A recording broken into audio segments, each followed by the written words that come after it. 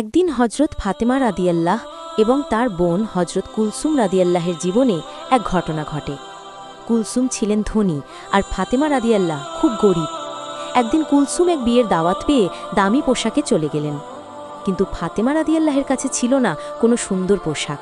তিনি অজু করে নামাজে দাঁড়ালেন, সেজদায় গিয়ে আল্লাহর দরবারে বললেন, হে আল্লাহ, আমি তোমারই বান্দি, আমি লজ্জা পাই তোমার দুনিয়ায় অপমানিত হতে। ঠিক তখনই আল্লাহ ফেরেশতার মাধ্যমে এক নুরানি শাড়ি পাঠালেন। ফাতেমা রাদিয়াল্লাহ শাড়িটি পরে বিয়ের অনুষ্ঠানে গেলেন। সবাই অবাক, তার পোশাক আর মুখমণ্ডল নূরের মতো ঝলমল করছে। বোন কুলসুম অবাক হয়ে বলল, এই শাড়িটা একটু আমাকে দাও তো।